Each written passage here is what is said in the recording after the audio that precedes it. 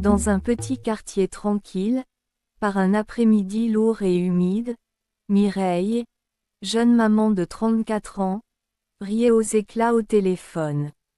Devant le plan de travail de la cuisine, elle riait souvent aux éclats après avoir dit une anecdote ou après avoir écouté une anecdote de la personne au bout du fil.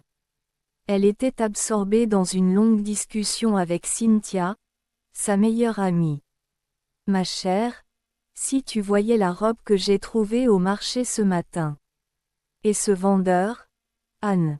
Un vrai charmeur. » Pendant ce temps, Noé, son aîné de 5 ans, jouait à cache-cache avec son petit frère, Liam, âgé de 2 ans. Le petit gazouillait joyeusement, courant à 4 pattes dans tous les sens, excité par le jeu. Noé, toujours trop bruyant, criait en riant. « Liam, où es-tu? Si je te trouve, tu vas voir. » Mireille fronça les sourcils. La voix de Noé montait trop, et perturbait sa conversation. « Noé, tu ne vois pas que je parle au téléphone. Va faire la sieste, maintenant. » « Mais maman, je... » « Pas de mais. Monte dans ta chambre, tout de suite. » Déçu, Noé obéit. Il jeta un dernier coup d'œil au salon, hésitant, puis monta l'escalier en traînant les pieds.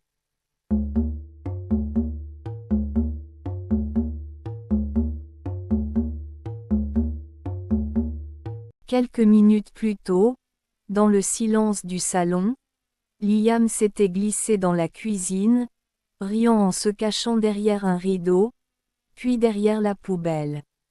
Il cherchait un endroit où Noé ne le trouverait jamais.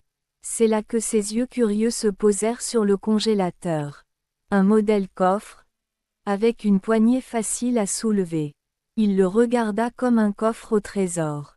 D'un geste maladroit, il grimpa sur un tabouret, souleva le couvercle, et éclata de rire. Dans sa naïveté, il était fier d'avoir trouvé la cachette idéale. Il grimpa dedans. La porte se referma doucement, dans un silence glacial.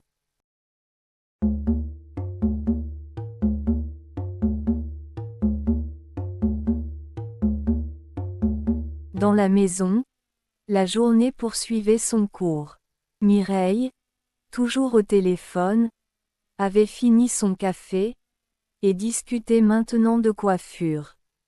Le temps passa. Vers 18 heures, elle monta réveiller Noé. « Descends, viens m'aider à ranger. » Fainéant. Mais Noé, les yeux paniqués, sauta de son lit. « Maman, je n'ai pas trouvé Liam tout à l'heure. Il ne s'est pas montré. » Mireille soupira. Il s'est sûrement endormi quelque part, dans l'une de ses cachettes. « Tu connais ton frère. Il dort comme une pierre. Nous allons le retrouver. » Mais en descendant, elle réalisa que la maison était étrangement silencieuse. « Liam, mon bébé. » Pas de réponse. Elle chercha dans les chambres, sous les lits, dans la buanderie. Noé la suivait, les yeux remplis de peur. « Maman, il est peut-être allé dans le garage. » Mireille accéléra le pas. Elle entra dans le garage. Le silence était lourd. Soudain, elle sentit une intuition glaciale. Elle se tourna vers le congélateur. Elle s'approcha lentement, les mains tremblantes. « Seigneur, non. » Elle ouvrit le couvercle. Et là, le corps de Liam était recroquevillé. Ses lèvres étaient bleues. Il était immobile. Ses petits doigts étaient rigides. Des cristaux de givre parsemaient ses cheveux. « Liam !» Un hurlement déchira le silence du quartier.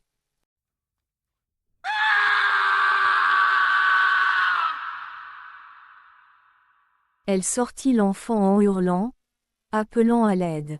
Les voisins accoururent. L'un d'eux était infirmier. Il tenta immédiatement de le réanimer. « Appelez les urgences. Vite, il respire encore faiblement, mais il est en hypothermie sévère. » Le temps sembla se figer. Mireille pleurait, agenouillée, serrant le petit corps glacé de son fils contre sa poitrine. Noé, blotti contre le mur, pleurait silencieusement, ne comprenant pas comment un jeu avait tourné au cauchemar.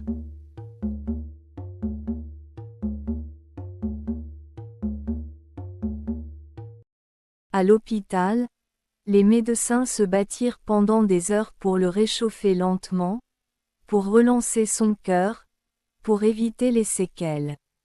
Et par miracle, Liam survécut.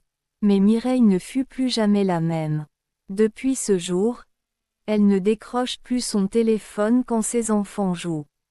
Elle les regarde, les écoute, les embrasse avec cette douleur permanente dans le cœur. Chaque rire de Liam est pour elle un miracle.